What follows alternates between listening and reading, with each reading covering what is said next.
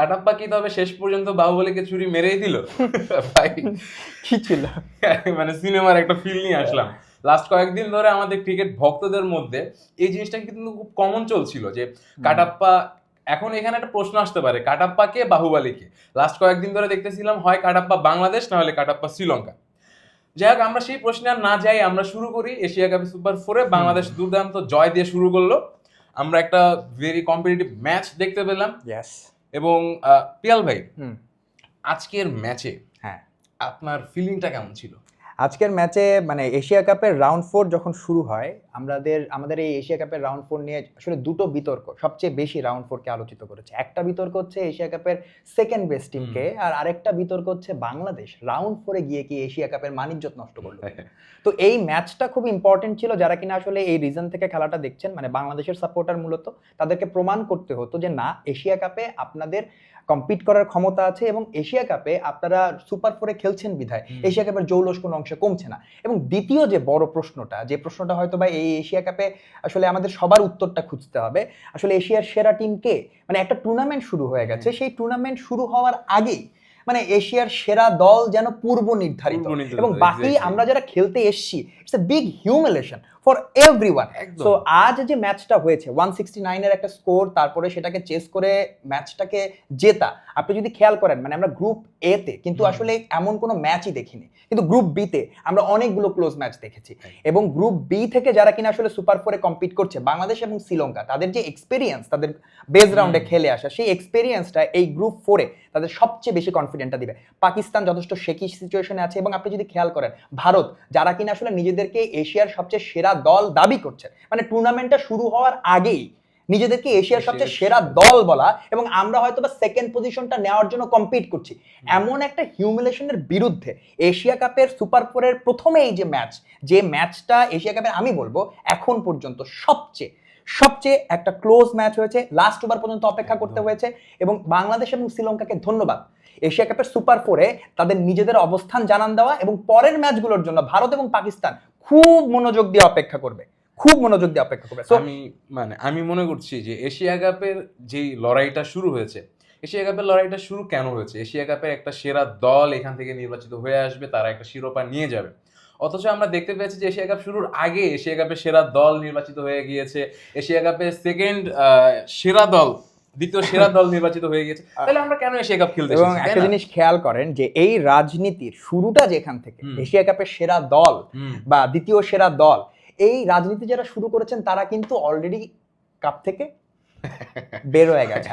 So এখন যদি আপনি চিন্তা করেন যে আমি সেকেন্ড ম্যাচটা পাকিস্তান এবং ভারত খেলবে, এরপরে পাকিস্তান এবং ভারতের ম্যাচের পরে শ্রীলঙ্কা এবং ইন্ডিয়ার ম্যাচ আছে, সো ইন্ডিয়াকে কিন্তু আসলে বাংলাদেশ, শ্রীলঙ্কা, পাকিস্তান এই তিনটা দলকে ডমিনেট করতে হবে, আদারওয়াইজ আফগানিস্তানের কপালে যা হয়েছে, এশিয়া কাপ থেকে বিদায় তাদেরকে নিতে হয়েছে। ইন্ডিয়াকে আমরা যদি দেখি সুপার 4 থেকে তারা আসলে ফাইনালে গো থ্রু করতে পারেনি, এটা হবে এশিয়া কাপে সবচেয়ে মোক্ষম জবাব। আমি বলবো যে এশিয়া কাপে বাকি যে ক্রিকেটিং ন্যাশনগুলো আছে যারা এখানে কম্পিট করতে এসছে, তারা যথেষ্ট হিউমিলেটেড হয়েছে, এবং এই হিউমিলেশনটা বাঙালি ক্রিকেট ফ্যান সবচেয়ে বেশি ভালোভাবে টের পায়, কারণ আমাদেরকে আসলে এশিয়া কাপের সৌন্দর্য নষ্ট করার একটা দায় দেওয়া হচ্ছিল।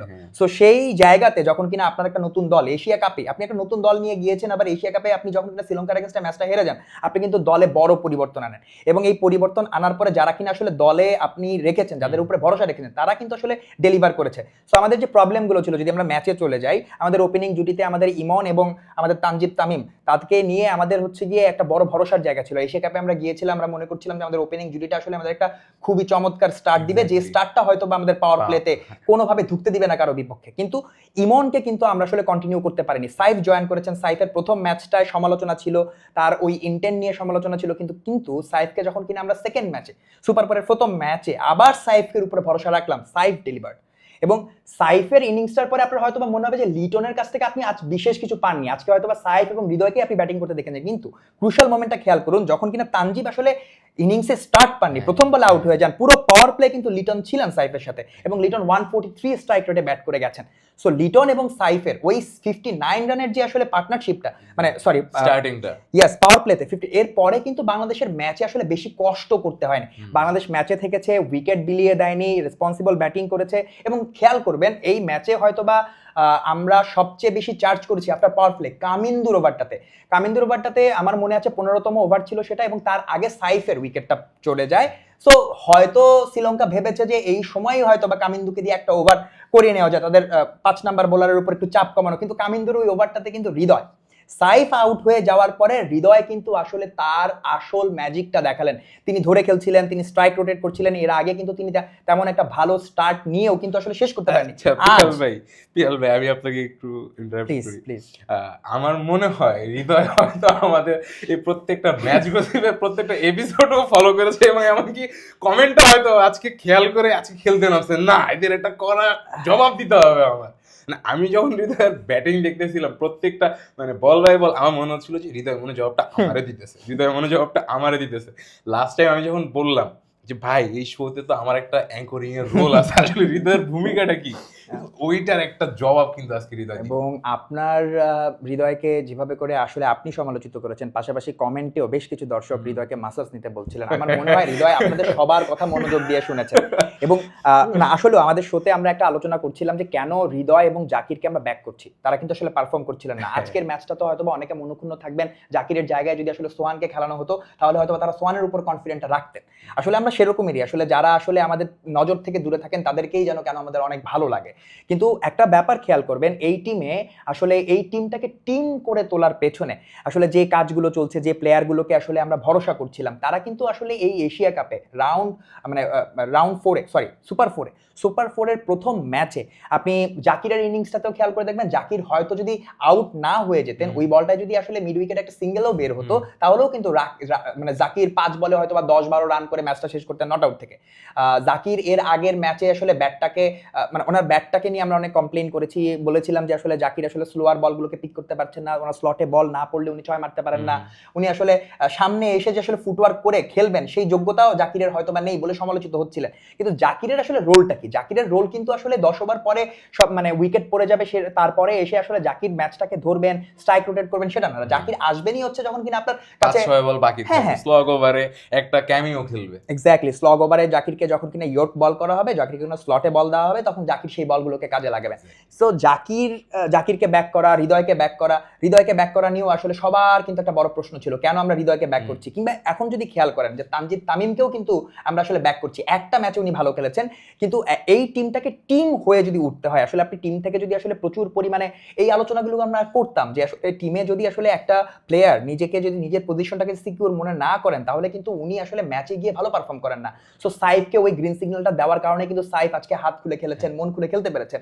হৃদয় এতদিন ধরে ব্যাক হয়েছেন, আজ কিন্তু উনি বুঝতে পেরেছিলেন যে আসলে লিটন আউট হয়ে গেছে, সাইফ ভালো খেলছিলেন, উনি ভালো খেলেননি। সো শামিমকে নিয়ে হৃদয় যদি আসলে কামিন্দুর ওভারে চার্জ না করতেন বা শেষ ওভার পর্যন্ত 19 ওভার পর্যন্ত না থাকতেন, তাহলে হয়তো বা ম্যাচটা আমাদের জন্য খুব ডিফিকাল্ট হতো।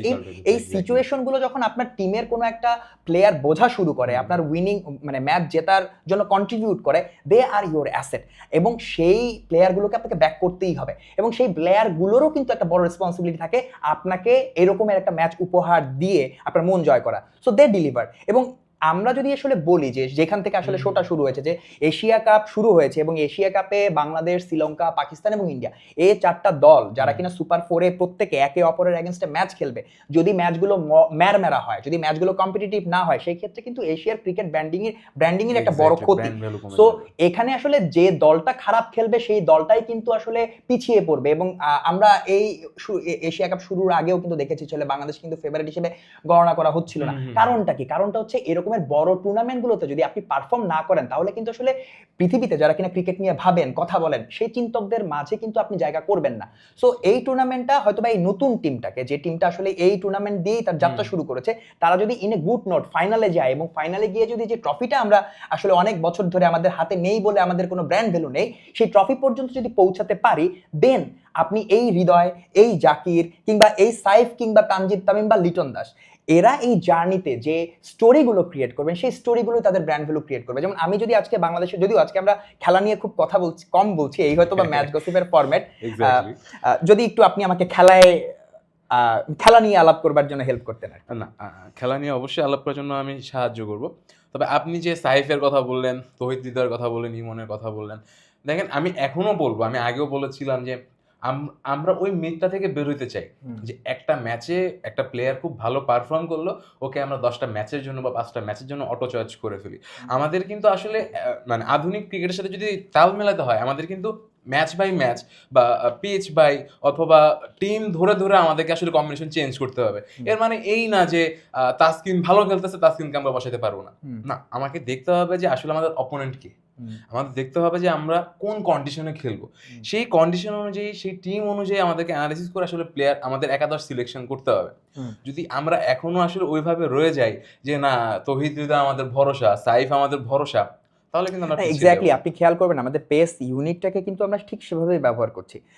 এশিয়া কাপের শুরুর ম্যাচে তাসকিন খুব খারাপ বোলিং করেননি, কিন্তু আমাদের মনে হয়েছে যে সেকেন্ড ম্যাচটাতে আসলে তানজিদ সাকিব যদি ফেরেন, হ্যাঁ, আমি কিন্তু আজকের ম্যাচে অবশ্যই তানজিম সাকিবকে মিস করেছি। হয়তো শরীফুলের স্পেলটা হয়তো বা অনেকেরই ভালো লাগেনি। উনি 4 ওভার বল করেছেন প্রায় 49, মানে 12.25 স্ট্রাইক রেটে উনি আসলে রান মানে খরচ করেছেন। So it's really expensive. এবং আজকের ম্যাচে নাসুম খুব ভালো বল করেছেন, কিন্তু শেষ দিকে নাসুমের একটা ওভারে প্রায় 16-17 রান চলে আসে, সেই ওভারটা নাসুমকে এক্সপেন্সিভ করেছে। বাট যদি আজকে আসলে এই ম্যাচ থেকে আমরা আসলে যদি আমাদের প্লেয়ারদেরকে ইভালুয়েট করি, আপনাকে অবশ্যই মেহেদির কথা বলতে হবে। Mehedi did a very excellent job. এবং মেহেদির সাথে আমি আসলে যতই প্রশংসা করি, আসলে আমরা কাটার মাস্টার মুস্তাফিজুর রহমানকে নিয়ে কিন্তু আসলে আমরা প্রশংসা করে হয়তো বা তার ইভালুয়েশন করতে আমি পারবো এটাই না। বলতে চাচ্ছিলাম যে আমরা কি তবে মুস্তাফিজকে এড়িয়ে যাচ্ছি কিনা। মুস্তাফিজ মানে হি ওয়াজ ভেরি ফ্যান্টাস্টিক। মানে আপনি যদি আসলে শ্রীলঙ্কার ইনিংসটাতে শ্রীলঙ্কা কোথায় হেরেছে যদি সেই জায়গাটা খুঁজতে যান, মুস্তাফিজের 19তম ওভারে শ্রীলঙ্কা 5 রান নিয়েছে, 3টা উইকেট সেখানে পড়েছে। সো এবং শেষ ওভারেও যখন তাসকিন বল করতে আসছিলেন, তাসকিন কিন্তু বেশ খরুচে ছিলেন। তিনি শেষ ওভারে 2টো বলে অ্যাকচুয়ালি বাউন্ডারি কনসিভ করেছেন, 4টা বল ডট ছিল। সো শেষ 2টো ওভারে শ্রীলঙ্কা সর্বসাকুল্যে রান করেছে 15। আপনি যদি খেয়াল করেন এর আগের ওভারগুলোতে শ্রীলঙ্কা আসলে কোন রেটে রান করে যাচ্ছিল, আমি নোট করেছিলাম শ্রীলঙ্কা 15তম ওভারে 16 রান, সরি এটা বাংলাদেশ ইনিংসের কথা বলছিলাম আমি। শ্রীলঙ্কা 15তম ওভারে 17 রান তুলেছিল নাসুমের ওভারটা থেকে। তাসকিনের ওভার ছিল তার ঠিক পরেই 16তম ওভারে শ্রীলঙ্কা 14 রান তুলেছিল। এরপরে আবার 17তম ওভারে যখন মুস্তাফিজ বোলিং আসেন তখন 6 রান কনসিভ করেন তিনি, কিন্তু এরপরে আবার 18 রানের একটি ওভার 17তম ওভারে শ্রীলঙ্কা তুলেছিল শরীফুলের এগেনস্টে। তো এরপরে যে আসলে 2টো ওভার ছিল 19তম এবং 20তম, সেই 19তম ওভারে শ্রীলঙ্কা 3টা উইকেট খরচ করে এবং 5টা রান তুলতে পারে সর্বসাকুল্যে এবং লাস্ট ওভারে 10 রান। সো এই যে স্কোরিং রেটটা ছিল তাদের, আপনি যদি খেয়াল করেন যে আসলে 16তম 15 16 17 18 সবগুলো ওভারেই তারা যেভাবে 20 রানের মতো মানে 2টো ছক্কা 3টা ছক্কা করে আসলে স্কোর করছিলেন, শেষ 2 ওভারেও যদি আসলে একটা 30-40 রানের মতো স্কোর আসতো, সেক্ষেত্রে কিন্তু আপনার চেস করা খুব ডিফিকাল্ট হতো। এবং আরও একটা জায়গা যদি আসলে শ্রীলঙ্কার ম্যাচে যদি আপনি খেয়াল করেন যে বাংলাদেশ আসলে যেভাবে তাদের পাওয়ার প্লেতে ব্যাটিং করেছে, 59 রানে আসলে পাওয়ার প্লেতে তারা মাত্র একটা উইকেট হারিয়ে এই স্কোরটা করে। এবং তারপরে শ্রীলঙ্কা কিন্তু আসলে ম্যাচে ফিরবার জন্য যথেষ্ট পরিমাণে তার স্পিনারদেরকে নিয়ে ডমিনেট করেছিল, কিন্তু বাংলাদেশ যেভাবে ব্যাটিংটা করেছে, বিশেষ করে হৃদয় যেভাবে আসলে স্ট্রাইক রোটেট করেছেন, তিনি হয়তো প্রথম 15 ওভারে কোনো বাউন্ডারি হাঁকাননি। আমার মনে হয় যে উনি 15তম বলে কাভারের দিকে একটা ইনসাইড আউট শট খেলে 2টো রান নিয়েছিলেন। তার আগ পর্যন্ত তিনি সিঙ্গেলেই তিনি খেলছিলেন। সো হৃদয়ে যেভাবে আসলে সাইফ যতক্ষণ ব্যাটিং করেছেন, এক প্রান্তে তিনি ছিলেন, আগলে ছিলেন, এবং সাইফ আউট হওয়ার ঠিক পরের ওভারেই যখন কামিন্দুকে তিনি চার্জ করেন 16-17 রান তুলে নেন, আমরা কিন্তু আসলে ম্যাচে প্রচন্ড পরিমাণে ঢুকে পড়ি। আমাদের ম্যাচে আমরা যখন কিনা আসলে পাওয়ার প্লে শেষ করি তখন আমাদের আসলে 110 রান লাগতো 14 ওভারে। সো সেই 14 ওভারে যে 110 রান, মানে আপনি যদি আসলে খেয়াল করেন এটা হয়তো বা 8 সামথিং করে আসলে রানের প্রয়োজন পড়ে। সো আমরা কিন্তু আসলে প্রতি ওভারে 5 7 9 এভাবেই কিন্তু আসলে আমাদের রানটা আগাচ্ছিল। সো শেষ দিকে এসে হৃদয় যদি আসলে দায়িত্বটা নিজের কাঁধে তুলে না নিতেন, তিনি যদি রান আউট হতেন কিংবা একটা ক্যাচ বিলিয়ে যেতেন, সেই ক্ষেত্রে কিন্তু আসলে ম্যাচটা ঝুলে পড়তো। সো বাংলাদেশের এই ম্যাচে যদি আমরা আসলে মানে সুপার 4-এ আসলে যে ইন্টেন্টে তাদেরকে চেস করতে দেখেছি এবং যে ইন্টেন্টে তারা আসলে ম্যাচটা নিজেদের ঘরে রেখেছেন, পাকিস্তানের সাথে কিংবা ভারতের সাথেও যদি ঠিক সেম ইন্টেন্ট নিয়ে আপনার প্লেয়াররা পারফর্ম করে, কারণ অলরেডি কিন্তু প্লেয়ারদের ভিতরে ওই কনফিডেন্টটা এসছে। সাইফ রান পেয়েছেন, তানজিদ আগে থেকেও রান করছেন, Liton is a very fine player.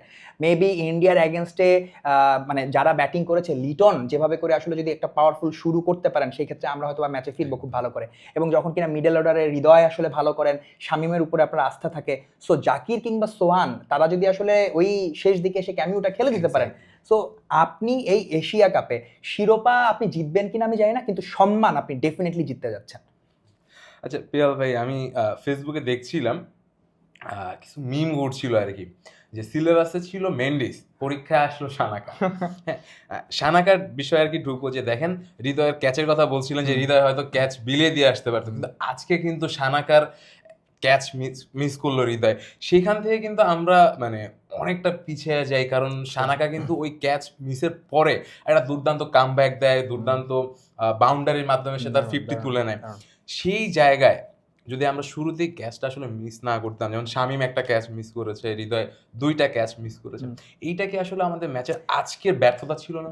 True আসলে এই ম্যাচে আরো বেশ কিছু জায়গা আছে যে ব্যাপারগুলো আসলে কাজে আসেনি এই ম্যাচে। অনেকগুলো পরিবর্তনই, অনেকগুলো স্ট্র্যাটেজি আসলে বাংলাদেশের খুব ভালো কাজে এসছে, কিন্তু আপনি যে পয়েন্টটা পিক করলেন, আসলে আমরা প্রথম 10 ওভার হয়তো বা বাংলাদেশ মোটামুটি বেশ ভালো একটা টাইট ফিল্ডিং করেছে, তেমন কোনো রান লিক হয়নি। কিন্তু এর পরে যখন কিনা আসলে আমরা ক্যাচ মিস করা শুরু করলাম, এই ম্যাচে আসলে এত রান হতো না। সানাকা যে ব্যাটিংটা করেছেন, আমার মনে হয় ক্যাচ মিস হওয়ার পরে সানাকা 3টা ছক্কা মেরেছেন। সো সানাকার ক্যাচটা আসলে আমি বলবো শামীমের ক্যাচটা অনেকটা ডিফিকাল্ট ছিল আসলে।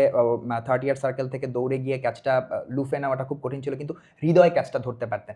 হৃদয়ের ক্যাচটা ধরা উচিত ছিল। আসলে এই ধরনের ম্যাচে এই ক্যাচগুলো আপনাকে শুধুমাত্র একটা রান সেভ করিয়ে দেয় না, নতুন একটা ব্যাটসম্যান নিয়ে আসে, এবং যে ইন্টেন্টটা আপনি আসলে বডি ল্যাঙ্গুয়েজটা মাঠে তৈরি করেন, সেটা কিন্তু আপনাকে আসলে ম্যাচে ডোমিনেট করতে হেল্প করে।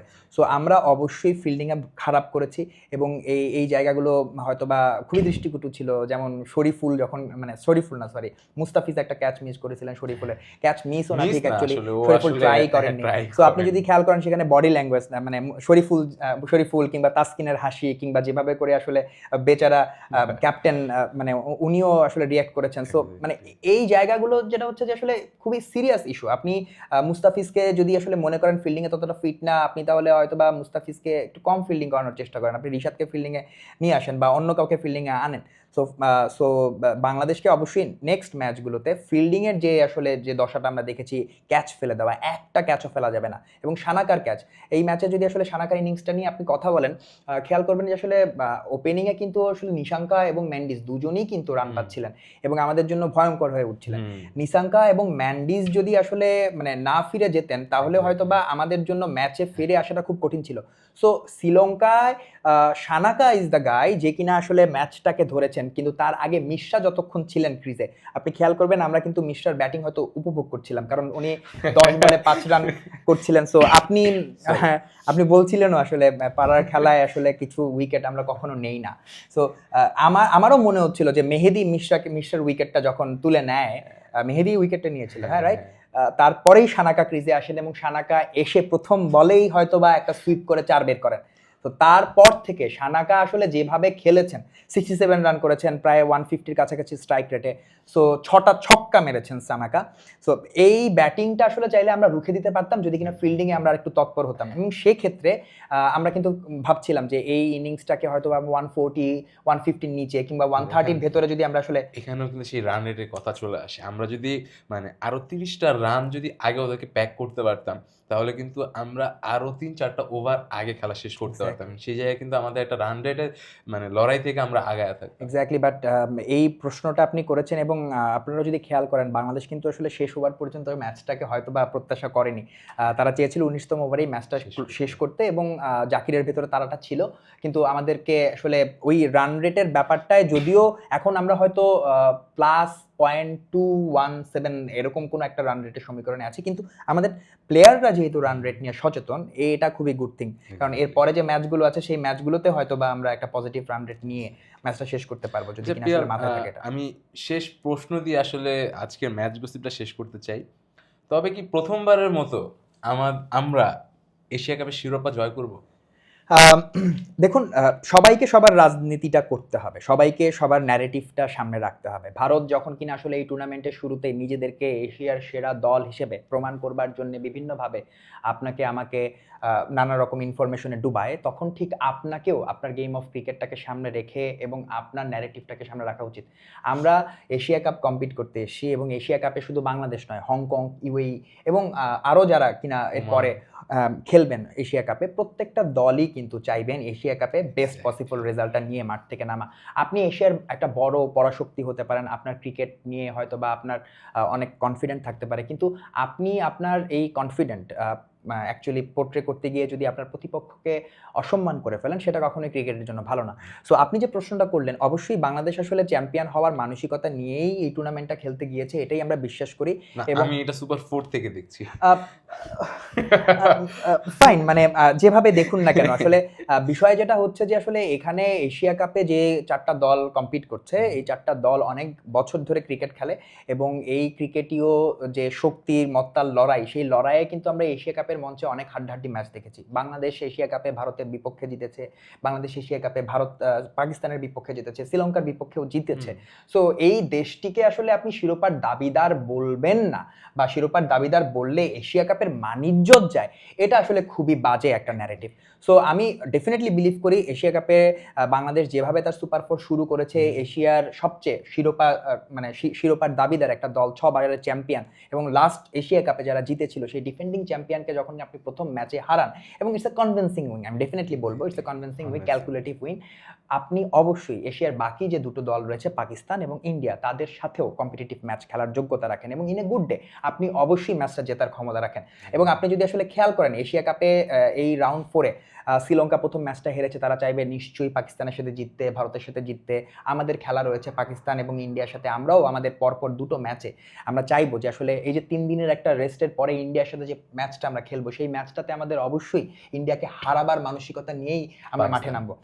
হ্যাঁ, পাকিস্তান। সো পাকিস্তান এবং ইন্ডিয়ার সাথে যে দুটো ম্যাচ আমাদের রয়েছে, সেই দুটো ম্যাচেও আমরা হয়তো বা একটা গুড নোটে আমাদের ম্যাচ যদি ফিনিশ করতে পারি, হু নোজ, আমরা এশিয়া কাপের ফাইনালে হয়তো বা সবচেয়ে বেশি পয়েন্ট নিয়েও পৌঁছাতে পারি। সো দেখার বিষয় যেটা হয়েছে যে এই ম্যাচগুলোতে আমরা আসলে কত দূর পর্যন্ত আমাদের মানসিকতা, মনোবল, ইন্টেন্টটাকে ধরে রাখতে পারি।